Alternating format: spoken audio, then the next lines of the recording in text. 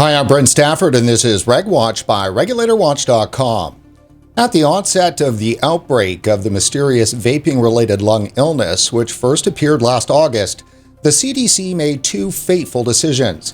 First, officials from the U.S. Centers for Disease Control decided to ignore a large body of research showing e-cigarettes are a safer alternative to smoking. And second, the CDC decided to lie about the real cause of the deadly lung illness and implicate traditional nicotine vaping as a primary cause, all the while knowing the most probable culprit were tainted black market THC vaping products, a fact which took the CDC over 3 months to own up to. Joining us today, and here we go, joining us today to talk over the health impacts of vaping and all of the issues around this mysterious vaping-related lung disease is Dr. Riccardo Polosa.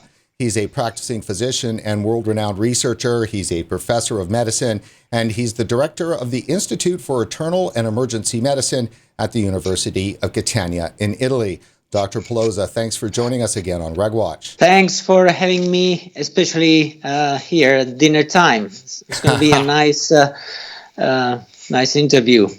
Well, hopefully we won't keep you from your dinner for too long either as well. Dr. Polosa, you've been on. I'm famished. I'm really famished. Well, so then obviously we'll try to be as quick as possible, though these are serious topics and you've got a lot to add. You are, the world's foremost researcher in the area. And in fact, actually last August is the last time we spoke with you. And that was literally right as the lung scare news of it was breaking worldwide. Now, we're going to use that as the starting point for a conversation today, but I'd first like to jump back a couple of years to December 2017, when you first came on the show to discuss findings from the first of its kind long-term study, which you conducted investigating the health impacts of vaping. And essentially, this was the issues around lungs, right, in the respiratory system. It's a short 2-minute clip. Yeah, it's a short 2-minute clip, and it provides a better introduction. The best introduction that I could write, I would have ended up just rewriting it, so I might as well just show it to everybody. It's about 2 minutes. Thank you. Here it is. Weak arguments, cherry-picked data, sneaky rhetorical moves, and unfair representations.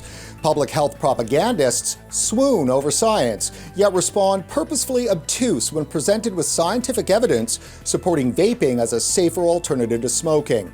Progressives stubbornly insist the science on vaping isn't settled, yet a growing number of expert researchers say that when it comes to the health benefits of vaping, the case is closed. One of those scientists is Dr. Riccardo Polosa, director of the Institute for Internal and Emergency Medicine at the University of Catania in Italy.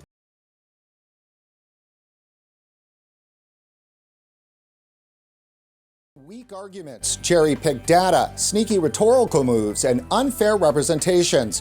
Public health propagandists swoon over science, yet respond purposefully obtuse when presented with scientific evidence supporting vaping as a safer alternative to smoking.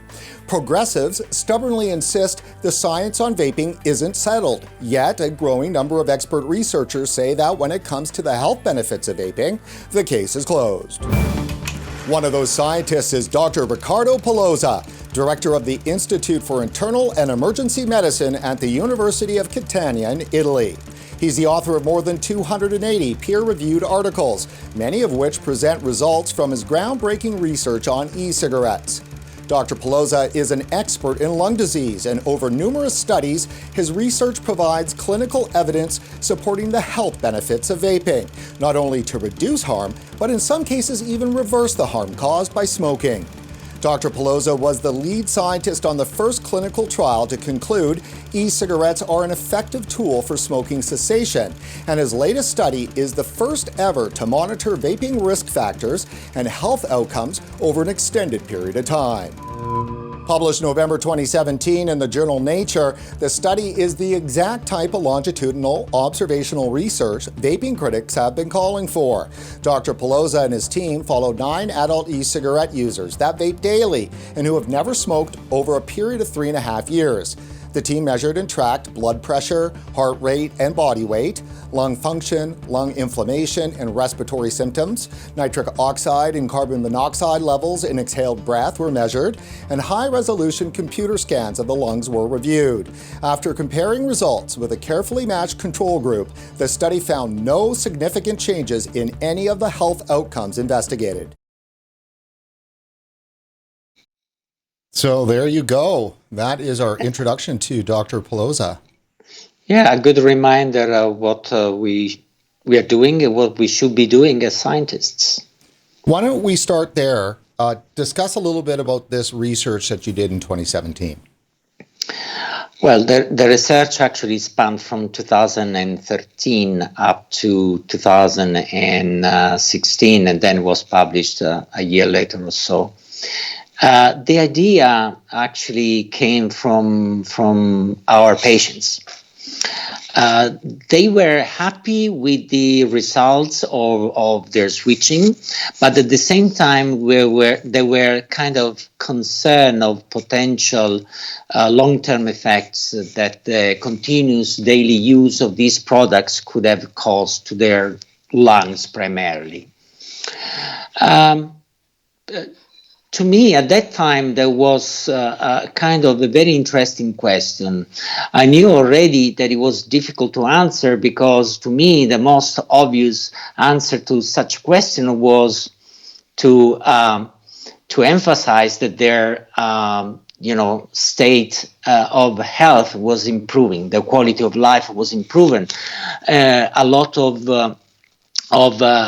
respiratory outcomes were improving as well. And that is the best explanation you can give to a patient. However, as a scientist, I was curious to try and understand whether there was some effect in terms of absolute risk or absolute damage to the respiratory system when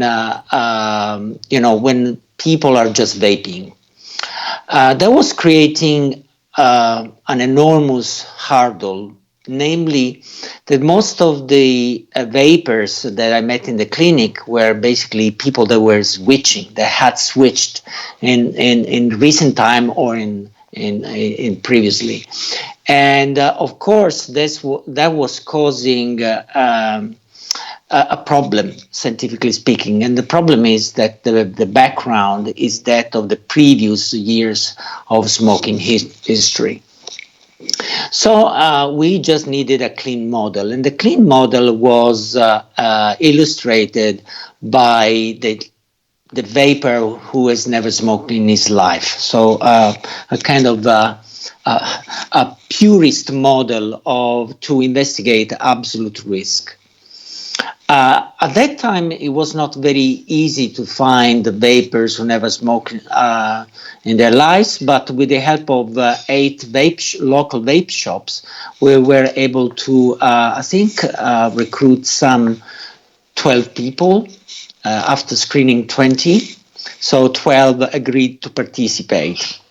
And of course, the study can be criticized for the small sample size. However, after 3 to 4 years of continuous clinical follow-up, not even one single vapor showed evidence of damage or significant alteration in their spirometry or high-resolution CT scans, suggesting to me that this was a very important study that needed to be replicated in larger number and for a prolonged period of time. And that's exactly what we're trying to do right now. So let me ask you this. What can be said equivocally about the impact of vaping nicotine on the lungs? There is no evidence that nicotine is causing any form of damage in human lungs when assumed and consumed in the dose that a smoker normally consumed. We all know that the damage caused by smoking-related disease to the lung level is caused by the combustion products, all the toxins that they are generated by combustion. To me, it's extremely dangerous to conflate damage of the lung to nicotine inhalation, because this is a completely different ballpark.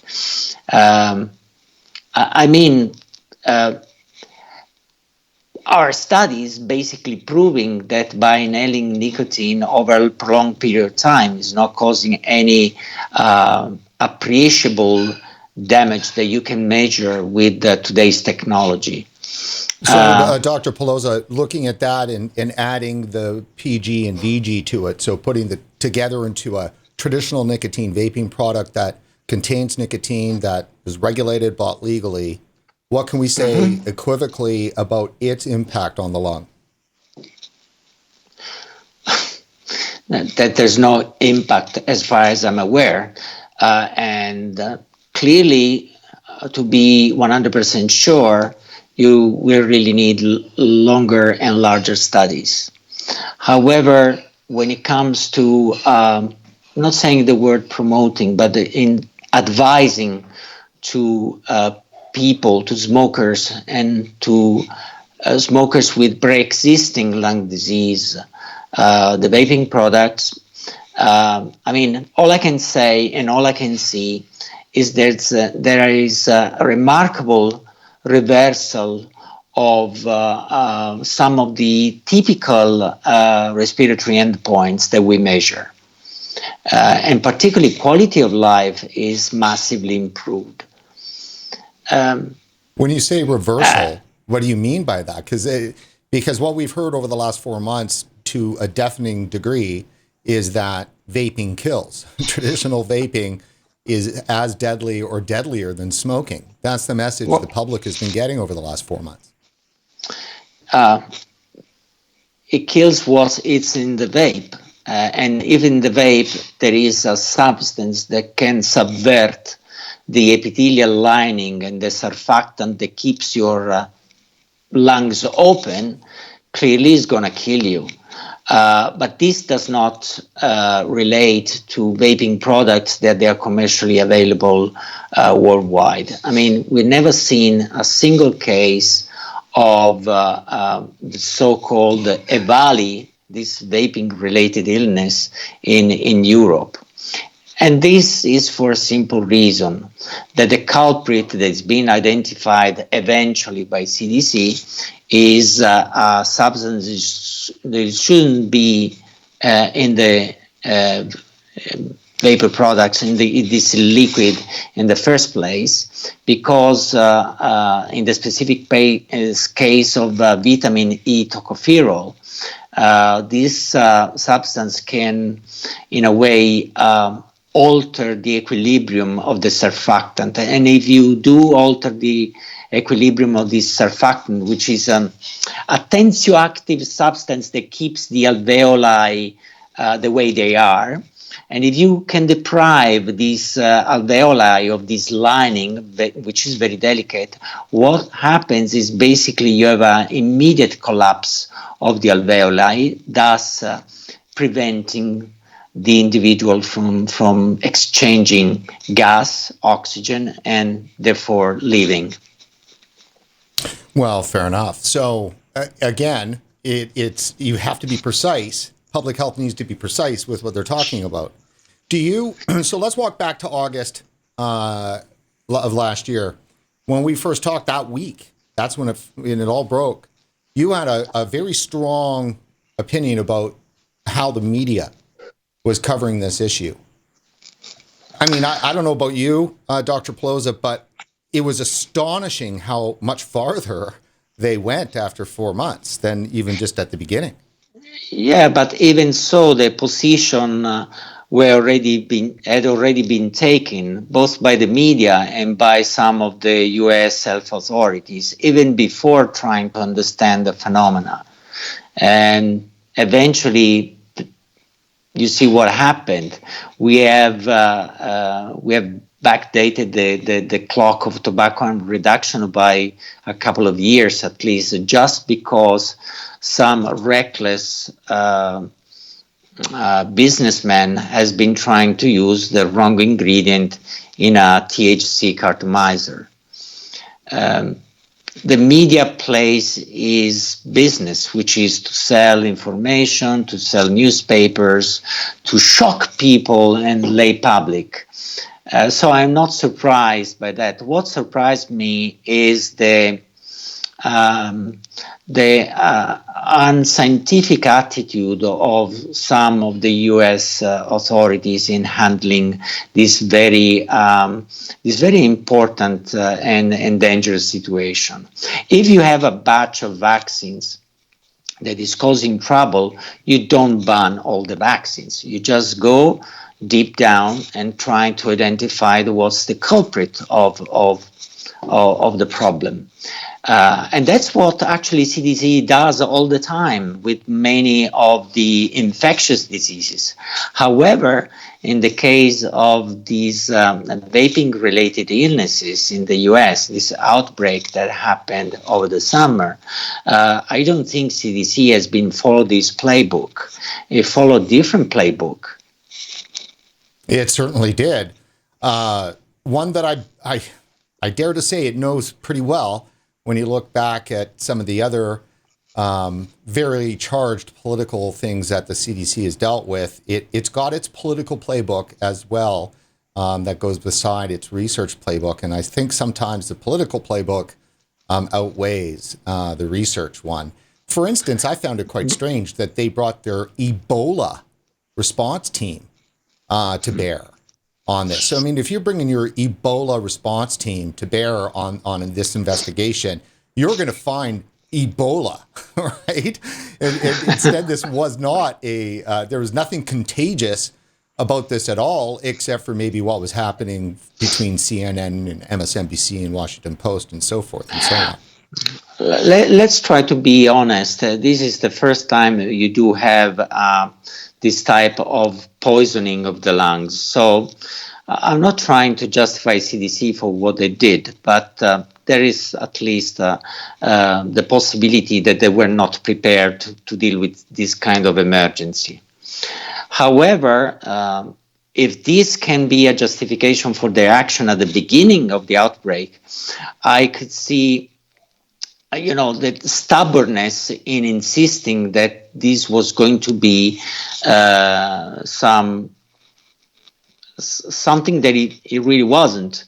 And for example, when they eventually released the information that the real cause for the outbreak was the vitamin E tocopherol contained in some THC cartomizers, that was released just on the Friday prior the Christmas break. So nobody was going to have that important piece of information. And this kind of behavior is being very common throughout the whole outbreak. So I'm very sorry. I don't think the U.S. authority, the leading U.S. authority, have been playing in the interest of the U.S. citizenship health. So you do agree then that CDC at the best dragged their feet to clear up the misinformation with the public? You can say so. I asked the same question to Dr. Michael Siegel back in early October. Do you think that the CDC's foot dragging on this issue led to certainly more people got sick than they should have? Do you think it could have even led to people dying? That's very difficult to say. CDC was trying to maximize the scare. So I think in the grand scheme of things, people would be warned anyway. However, I really think that you need to be very specific, particularly with young people. They don't just think they're gonna feel sick because they vape or smoke. So you would have really needed a more targeted kind of information to specific population, in particular in specific states where the outbreak was particularly significant. Right.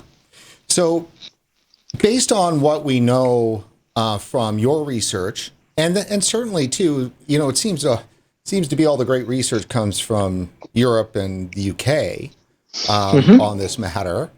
And there is also some good US centric research being published. That's for sure. And I want to make sure that we're clear. From RegWatch's point of view, good doesn't necessarily mean positive towards vaping. No. For me, good is technically, scientifically valid. That, and allow me to add one other key factor which makes a piece of research in our mind good, for the lack of a better term. The scientific portions could be sound, and you would know better about that than I would. But there's been many times when I've been told by researchers this particular bit of research is sound science, but by the time it's gone processed through the politics of the university and then through the university's press release machine, and then the press release goes out. I mean, the press release contains none of the footnotes or caveats or anything like that the researchers have had, and something that could be equivocal becomes unequivocal by the time it hits CBS. Yeah, unfortunately, you're right. In the last 5 years, I spent quite a lot of time reviewing most of these papers you're talking about, and there are very common mistakes, in the form of the generation of aerosol. Methodologically, these papers are very poor, in my opinion. The solution to the problem is that we need to have all these researchers sitting around the same table and trying to sketch a white paper where all these very basic mistakes are cleared, and where there is a very clear path to good quality research. Once you have this white paper published and digested by the scientific community, most of these common mistakes that we see in these papers will basically be history. Right. Excuse me. Dr. Polosa, for all of those members of the public out there that have been inundated with all of this information in the mainstream media that's implicated traditional nicotine vaping products with lung disease, what could your message be to them? Don't worry about it. This is clearly not related to nicotine vaping. The only thing that nicotine vaping can cause is, in few instances, when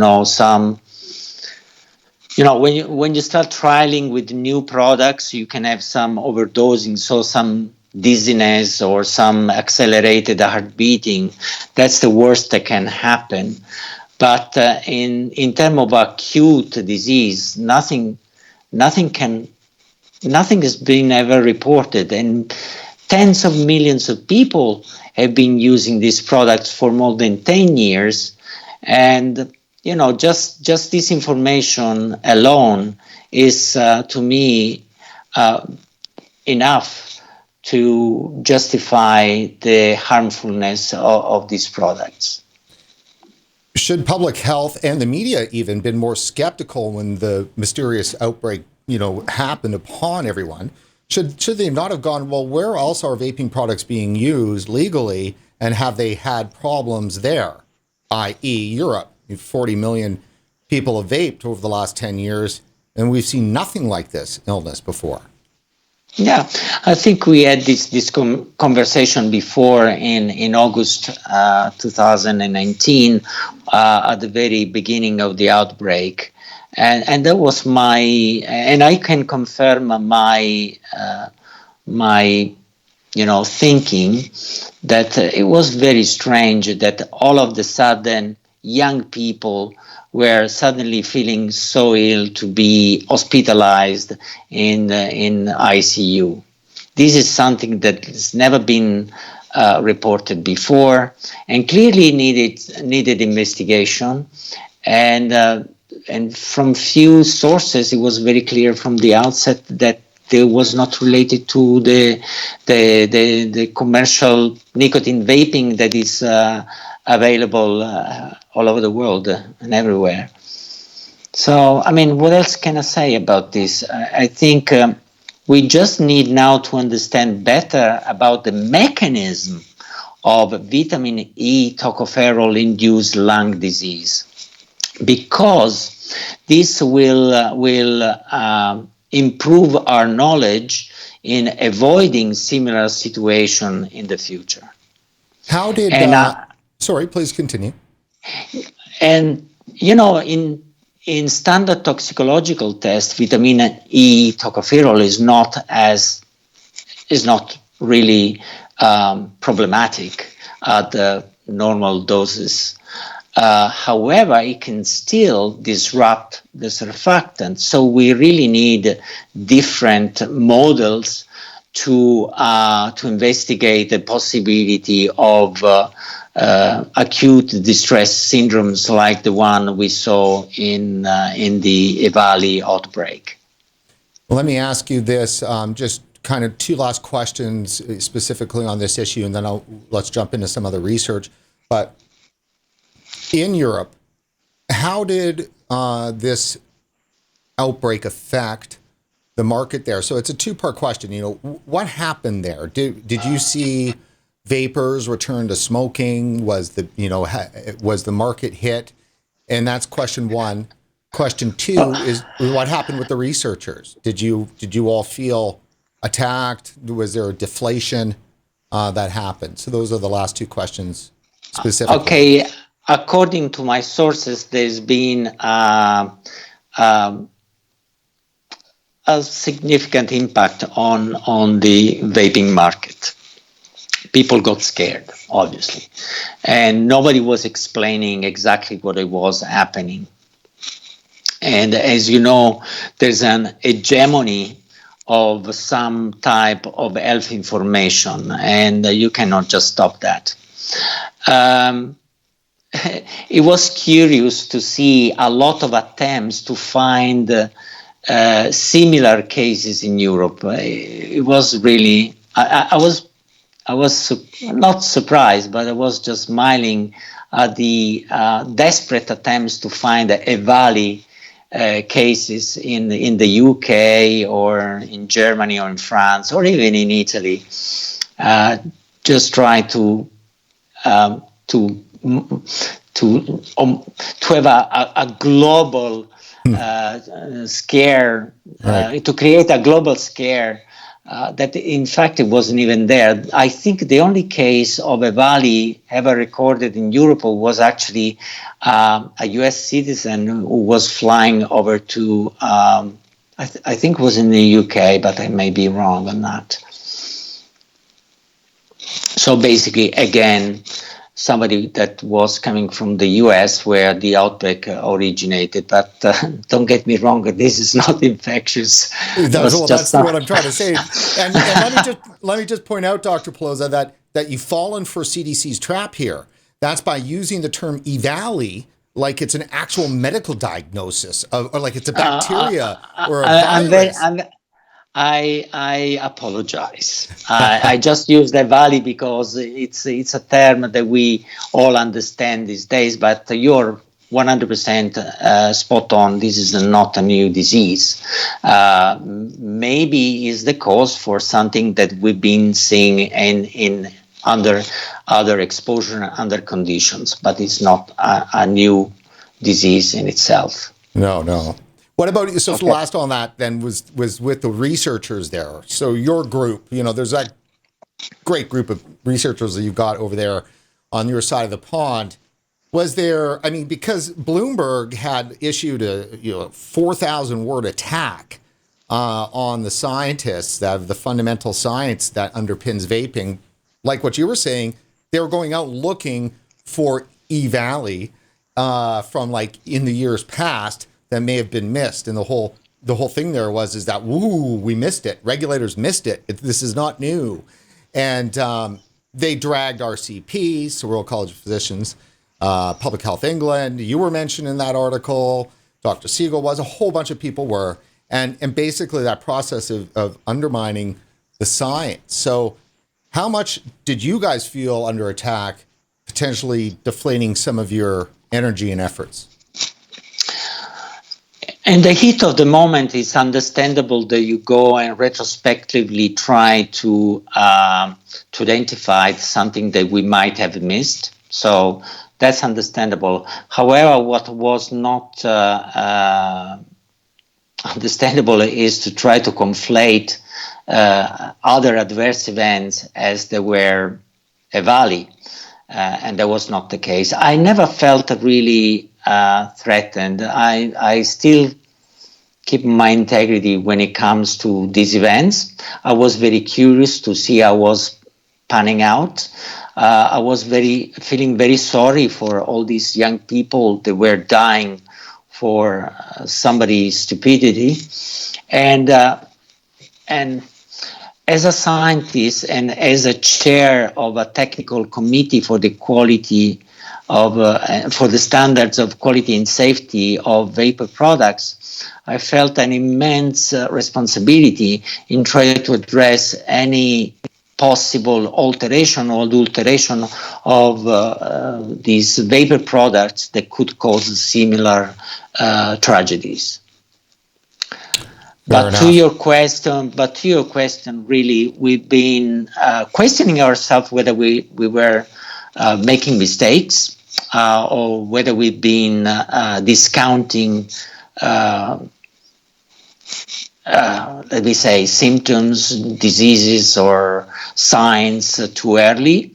But quite frankly, the direct contact we have every day with people who vape and who also have lung diseases or cardiovascular diseases, to us is so super reassuring. Nothing happened to them. Their quality of life even improved. And even the objective measure of their clinical endpoints is still improving. So there's a to term. me, this is to me as a clinician and as a researcher, is a very strong argument. A very strong argument for what? For the benefit of vaping products. So there's benefit of vaping products as opposed to them being deadly. Come on. What are we talking about? You insist on this deadly thing. This is a completely different ballpark. There is a problem when we talk about risk and benefits that, to me, the lens in the United States is simply on the risks. And very little is being doing research-wise to understand the benefits. This creates a fundamental problem, which is how can we correctly assess the risk-benefit ratio if the denominator, namely the benefit, is kept zero. Right. Any small risk will be always overinflating the risk-benefit ratio for obvious reason, because the denominator is zero, everything's going to be one. That's really where the conflating of the harm happens, right there in the research. I think so. This is a very unbalanced approach to science. Try for a second to imagine if you would do the same with drugs development. If any drugs coming into the market will be scrutinized only for the adverse events, there'll be no drugs on the market. Because, as you know, drugs will have plenty of adverse events. And one of the reasons why they're on the market is because the risk-benefit ratio is in favor of the benefit. But that is because risk and benefit have been studied thoroughly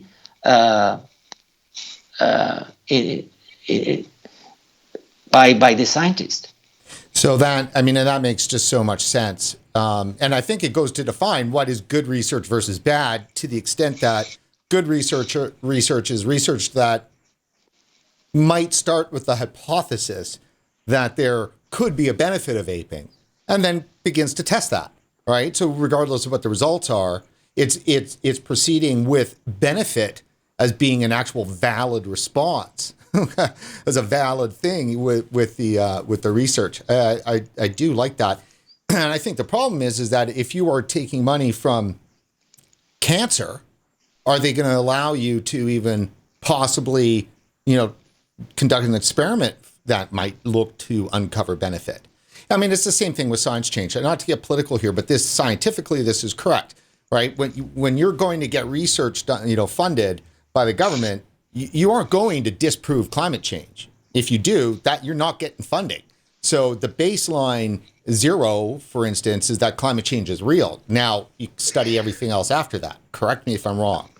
No, I see the problem, and that's unfortunately a problem that our US colleagues have with the research. Unfortunately, in the US, you really need to find the money to sustain your wages. So you have to go after grant, and your life is always revolving around the possibility of getting funded. And if the possibility of increasing the grant, getting a grant is attached to the fact that you have to amplify the risk, you'll amplify the risk. Simple as that. So it's unfortunately understandable the way many of our American colleagues operate, because this is the space they have to, this is the space, this is the rules, and this is a matter of survival for them. In Europe, fortunately, we don't have to, we look for grants, but mainly and not to support our own salaries, but mainly it's because of prestige. Most of the time, you want to increase your curriculum vitae, you can advance in your career, but basically your salary is not based on funding. The university pays your salary. So you don't have this sort of vicious circle or conflict of interest with the research you're conducting. It's true, and let me just point out that vicious circle is generally provided by the government because they're the largest funder. So, so let's just leave it at that, because there's definitely another story to have there. Let's jump over to this, Dr. Polosa. This was released on December 16th last year, 2019. E-cigarettes significantly raise risk of chronic lung disease. First long-term study finds. Let me read a little bit of this. E-cigarette use significantly increases a person's risk of developing chronic lung diseases like asthma, bronchitis, emphysema, or chronic obstructive pulmonary disease. Oh, really? Okay, hit us. Bring it on. Oh, come on. I really think. Let's start with the science. Let's start with the plausibility of this statement. Is it possible that the vaping product, a product that is characterized by having emissions containing much less harmful toxicants compared to tobacco smoke, will create the condition for a disease like COPD, which actually requires decades of continuous exposure to tobacco smoke? Where is the biological plausibility of that? And that's, for me, it's number one.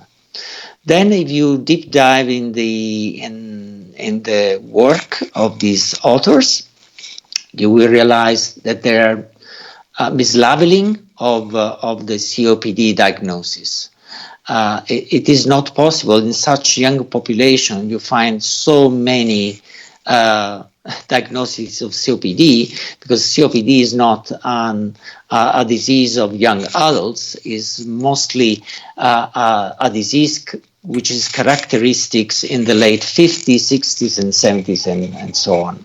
So it takes a while to develop COPD, and I'm not discounting the fact that if you vape, you will develop COPD. You may develop COPD when you are 120, but you'll be dead, and your life will be, you'll be dying because of other causes, diabetes, for example, which will cause cardiovascular disease and is on the increase. So you're saying then that just even for COPD alone, it's just impossible for vaping to be causing that. Yeah, I mean, I would suggest to be more creative. If vaping is going to cause some disease, it's going to be something very different.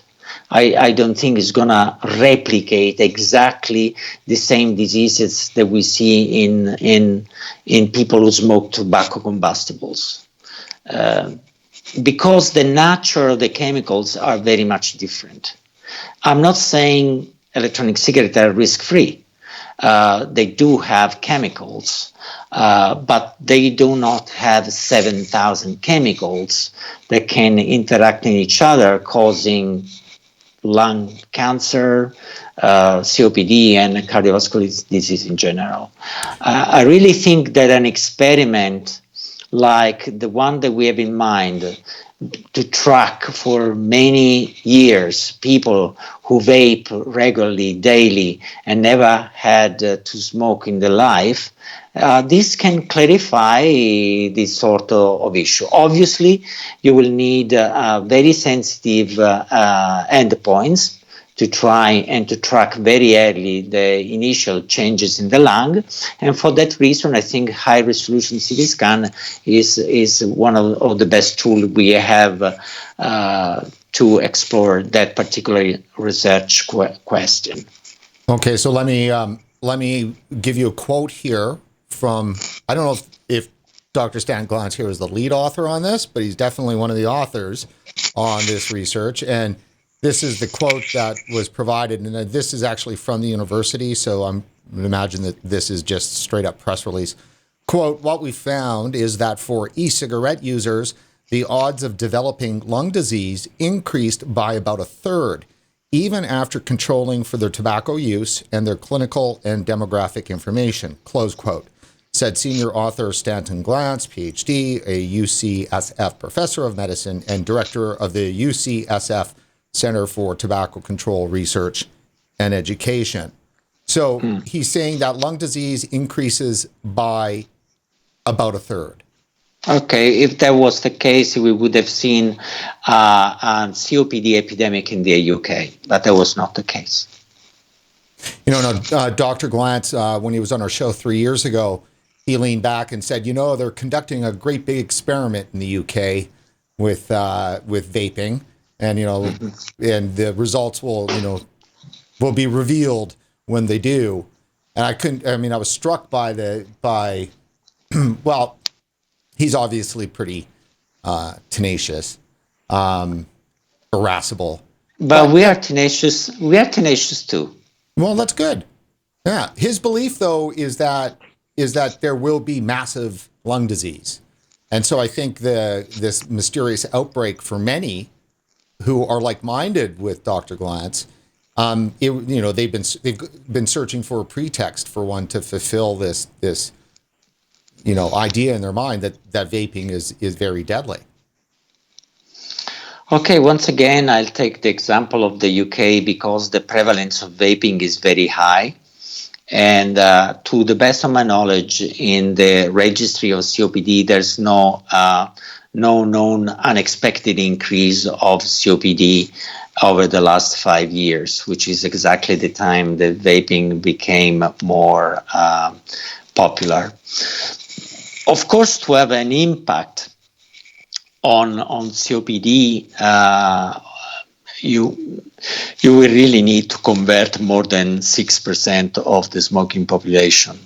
So I do agree with Public Health England that vaping should be promoted in order to not only prevent the development of smoking-related disease, which is the obvious goal, but also to try to minimize the complications from the existing smoking-related disease.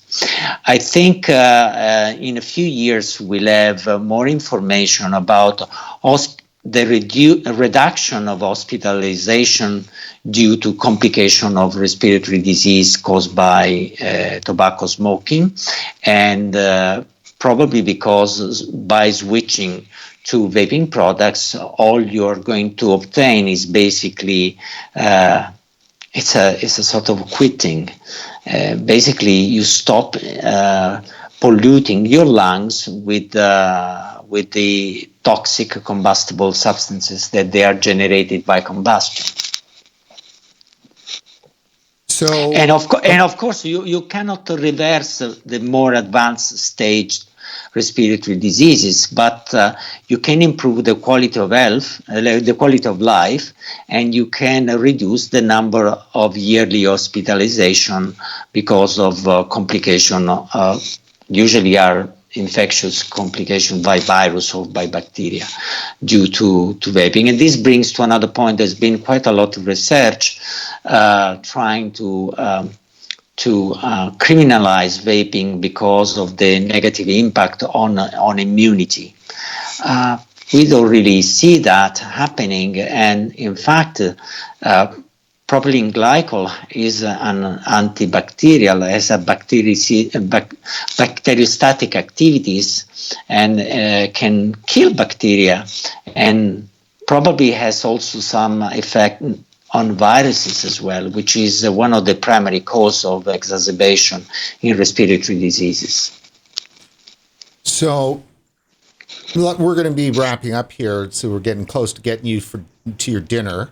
Let me ask you this, and there was this line that I had in our piece from 2017, which did run through actually in our little clip, but most people might not have picked it up. And that was, you were one of the authors on the very first piece of research that made the statement that e-cigarettes were an effective smoking cessation tool. Is that not correct?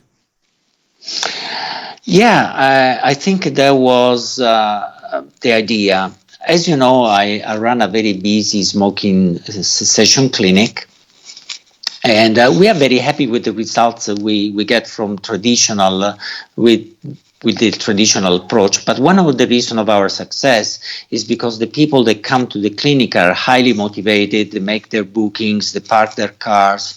They are interested in taking medication for nicotine addiction. So this obviously plays a big role in the success rates that we register at our anti-smoking cessation center. But one of the problems that we have is that even if we work like hell, the number of people that we can assist on a yearly basis is always in the range of 500 or 600. And that's obviously is not enough. You're not going to have any serious impact in terms of public health if you work on such minuscule numbers. That's when I started taking an interest on substitution tools for smoking.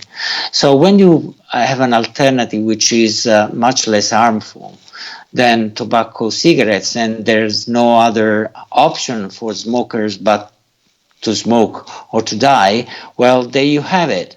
You have a third alternative, which is switching. And switching, in our experience, has been the most phenomenal tool to convert tobacco smokers out of smoking. So vaping is classically for us a gateway out of smoking. That's amazing news. And, quite often the refrain is, well, it'd be great if we know that it helps people quit smoking, but the research and science isn't already done yet. We heard that from the representative of the Parents Against Vaping, even in the White House in their meeting with President Trump. That was mentioned over and over and over again. Well, if that research was in, so let me just put this plainly to you, is the research in on whether or not vaping helps people quit smoking? Oh, of course, there are different levels of research. There's randomized control trials, population studies, observational studies, and so forth. To me, the strongest evidence comes from population studies in the UK, where you can clearly show that in parallel with the uptake of vaping in that country, you will see an accelerated decline in smoking prevalence. If I have to cite a randomized control trial, obviously I will think of the recent Peter Ajax study, which was published in February 2019, last year. And that study proves that by using electronic cigarettes, you can obtain better success rates compared to nicotine replacement therapy. That's the news that we're looking for, right? That is real research. Yeah, and the level of improvement in efficacy in terms of quit rate by using electronic cigarettes doubles up that of nicotine replacement therapy. Well, that's good to know. I mean, so many of our viewers certainly believe that vaping is a very good tool to quit smoking. And hopefully the products will be around. Now, that's our battle that we're fighting. Your battle, Dr. Polosa, what's your research looking like for the next year or two? Fill us in on that. And please do let us know how anybody can get involved, because we do actually have a significant number of viewers that are in Europe. So I think in principle what we're trying to do is to test ourselves. We are trying to criticize what we've done so far, and we're trying to improve the design of the studies that we've completed in the past. I think the main line of research is aiming to prove the harm reversal principle and the beneficial effects of these products when you completely or substantially abstain from tobacco combustibles. As you know, that there's quite a lot of research being carried out in respiratory patients as well in cardiovascular patients, and the results have been fairly consistent.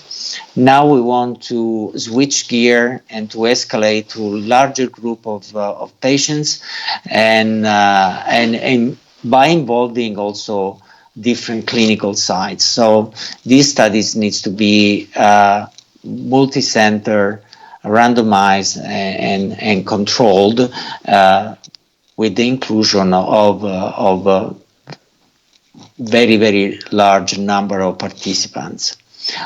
I really hope that by showing this research, we will be able to convince some of these researchers. They are still on the fence, trying to decide whether the vaping products are good or bad for smokers.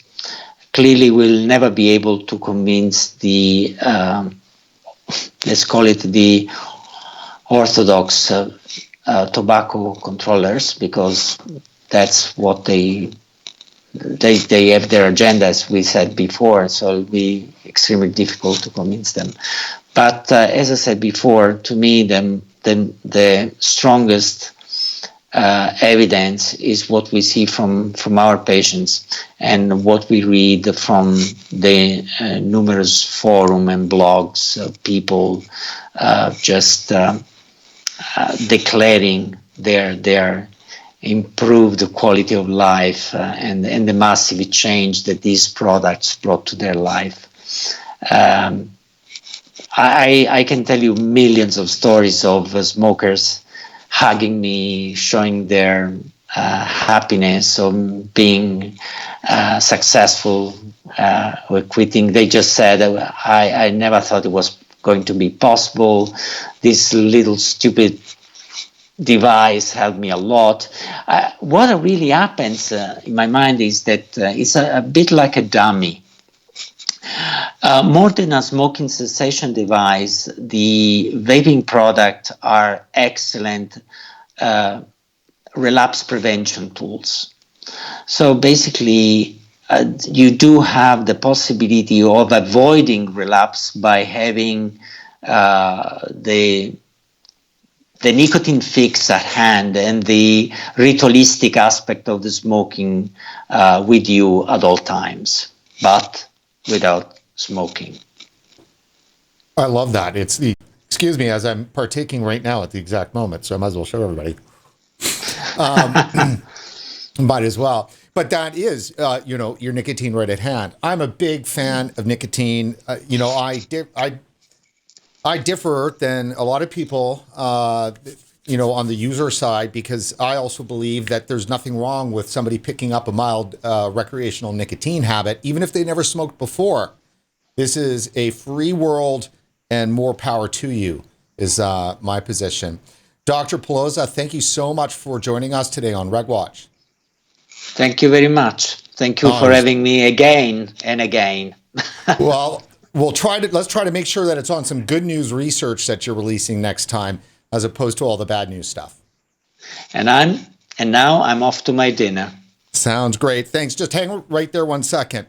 Well, that's it for this edition of RegWatch. Now, we didn't go off to our support website today, so please do go to support.regulatorwatch.com, dig into that wallet, find a few dollars, kick them over to us. You shall be very happy you did that. So shall we, and we'll keep making great content. So again, that's support.regulatorwatch.com. And while online, make sure you like us on Facebook, and don't forget to follow us on Twitter. For regulatorwatch.com, I'm Brent Stafford.